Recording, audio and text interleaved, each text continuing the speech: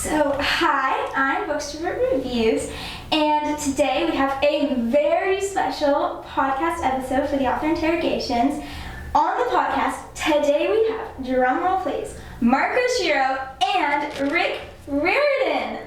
This Yay! is the most exciting thing ever. Thank you so much for setting up this Of course, I'm so excited to talk to you again. Absolutely. How are you all today? Overwhelmed. Today in particular has been, I mean, this is the last day of tour.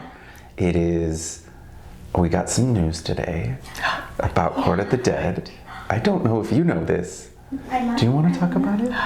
We just learned about an hour ago that the Court of the Dead debuted on the New York Times list of number one. Number one. Oh my God. And The Sun and the Star came back on the list at number 9. God. So we're both on cloud 9. It's a lot. So it's a lot, and both of us have spent time in the Bay Area. So getting to be in the Bay Area, it's relaxing and exciting to be here. So it's like a lot all at once. Yeah. It's a lot, and it's wonderful. That's absolutely amazing and very well deserved. Thank you. Thanks. So, starting off, first question. Yes. The one I always ask. What is your favorite book? But for this episode, I thought that I would, Percy Jacksonify it. Okay. All right. So, what is your favorite book in the world of Percy Jackson other than Nico di Angelo Adventures? Fair. Obviously. I know mine. I'm curious. It's House of Hades. Okay. House of Hades for me was the book that felt the riskiest, and you took such huge risks in the storytelling. It felt, understandably so, a little bit darker than some of the other books, and just getting to be there with Percy and Annabeth. And for me, it's as when characters go through a really intense struggle, it sort of brings out who they are as people. And as someone who loved them specifically, it was like, this book is a full meal. And so, House of Hades is my favorite. Awesome. Well, thank you for that. I think for me, it would be The Battle of the Labyrinth from the original series. And again, it has a lot to do with darkness. It has to do with the fact that that's where we really first delve into Nico as a character and who he is on his own. And plus, I just like the idea of the labyrinth, the maze, where you can go anywhere. Yeah, that one is my favorite. Oh, amazing. I love it. Speaking of Nico, next question. After the amazing success of Book 1, Sun and Star, how did you jump into the daunting task of Book 2? How did you decide, where it would go? Yeah. And Hazel, the Camp Jupiter, whole story. Rick technically started it. Well, yes, technically it started with underwear. And when I say that, I mean that we were having a mic check of all things, and we were just sort of riffing on different things. And at one point I said, what is it with the Minotaur and his tidy whities? Like, where does he get them? Do you think he knits his own? Yeah. And it kind of went from there, and, well, you can take it from that point. We had discussions about, when we were writing Sun and the Star, about the fact that Hazel wasn't in it. And it was intentional, because it was like, well, this is Nico's half-sibling. If she's going to be in a story with Nico, it has to be more substantial. Yeah. And so the two pieces came together. We have Hazel isn't in a story, the Minotaur and his knitted tidy whities. Which I love. Yeah, and it just was one of those things. He made that joke, and then we saw each other a month later at a different event that we were doing together. And I basically was like, I have not stopped thinking about this. Yeah. And all it was I had only written a few sentences down, and I just was like, what if this happens? Yeah. And I just watched his face sort of light up and be like, oh, that's interesting. So, and we're not master planners. I have I have another book I just turned in. Yeah. I'm maybe sort of thinking about the next one, but I don't think 10 books in advance. Yeah. We both go after a book if the idea is good. And the idea was good, and then we started setting this into motion in the summer of 2023. Yeah. Yeah. That's a great story. Yeah. I mean, personally, in the TV show specifically, when you first see the Minotaur and it's the tidy whities and Percy's like, what the heck is that? It's such like a standout moment. You're just like, what?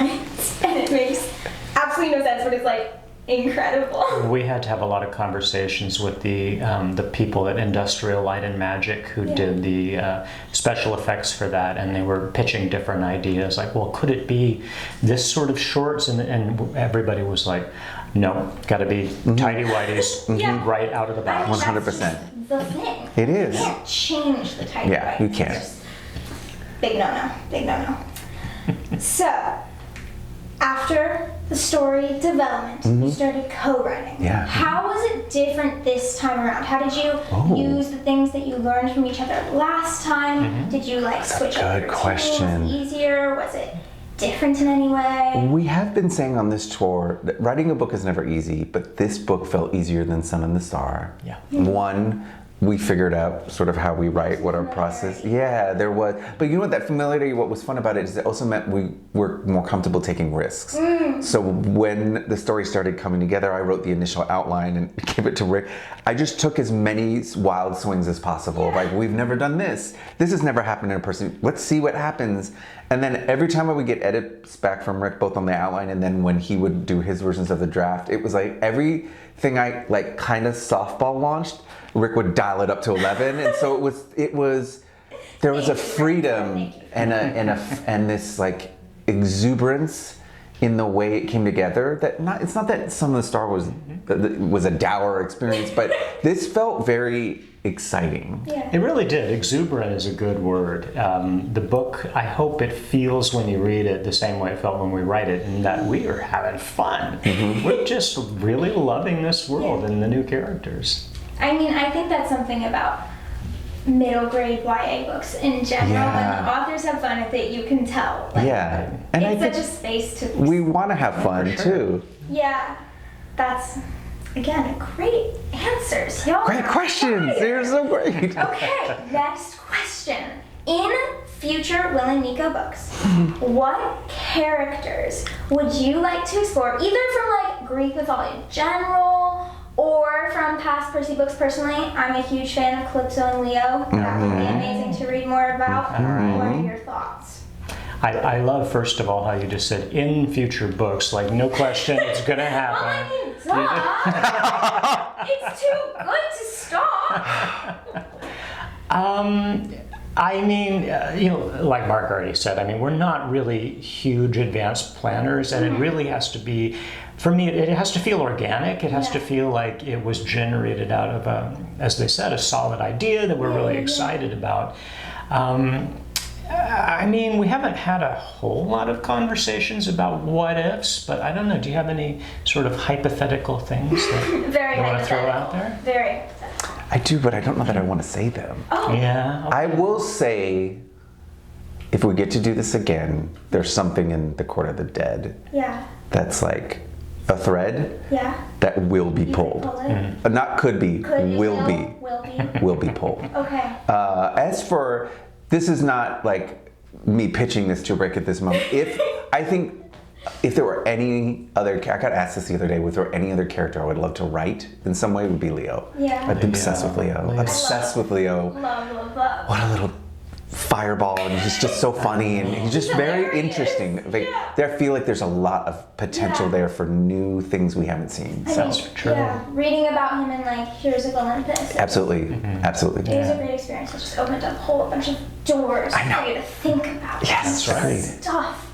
So we touched a little bit on the TV show before, but another question about it. So I was very excited when the actor for Nico was announced. Yeah. Incredible, insane, so amazing. Were you thinking about casting while you were writing the book, or did you have the image in mind after you'd read the book? Did it change how you were like thinking about Nico in any way? That's a great question. I think we finished work on The Court of the Dead before I knew who was going to be cast. So it didn't affect The Court of the Dead for me at all. But I will agree with you that Levi Chrysopoulos is just so good. He is amazing. Of course, I have an unfair advantage. I've seen him filming season 3. Oh my god, that's And I was there on set the first day. He was in costume and filming the very first scene where we meet Nico di Angelo at Westover Academy, and Oh, it's so good. Yeah. He and when you see him and Olive as Bianca and they're standing together, just like my heart just goes, Oh! And imagine he's gonna grow up and you just. Oh, stop it. Stop it. How it's insane. How has filming been? It's been far? great. It's been great. The whole cast and crew, the thing I love about it is that they're so kind and so supportive with each other.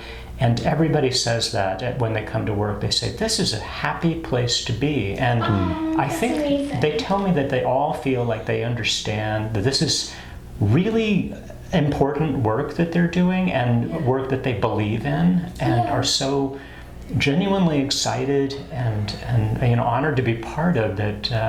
I can't help but feel that with them. Yeah. It's great. It really is. How has been doing the book to screen adaptations? How do you decide what to pick, what to not include? Sure. That's a good question. Yeah. Well, it's always a group conversation. It's the showrunners, it's me and Becky as executive producers, it's the writers' room, and we're all in conversation around the scripts all the time. I read all the drafts of the outlines of all the scripts themselves, and everything is changing all the time. But I think the core is that the way we always start is that I will reread the book myself, and I will do a first stab at breaking it into 8 episodes. I will say, okay, I think this might work. So they use that kind of as the goalpost, and that helps us to keep the broad strokes of the story more or less the same.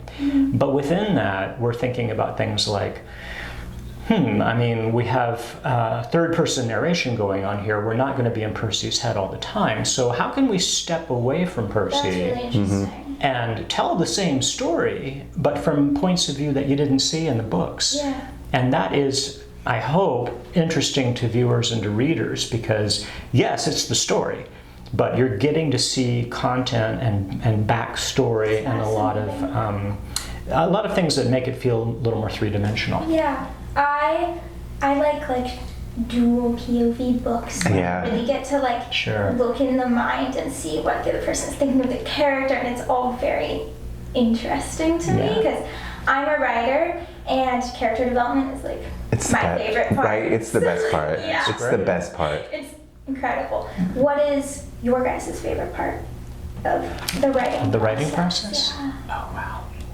Editing. I mean, there's a lot Editing. Editing? Oh, why? I love it. So Rick gave advice, I want to say it was yesterday during one of during the Q&A about the function a first draft serves is to just exist. And so much of what I've learned as a writer is I don't try to edit and make it perfect the first time around. I just want it to exist. So for me, the really fun part is, I have the idea of an idea on this page. And I'm at the stage with my next YA novel, and now I'm thinking about, how do I tweak this to get it closer to the version that's in my head? And to me, that's the most fun part of the creative puzzle. Is interesting. I've never heard that take before. So I think of it for me, a first draft is I've dumped all the puzzle pieces out of the box and maybe assembled the corners.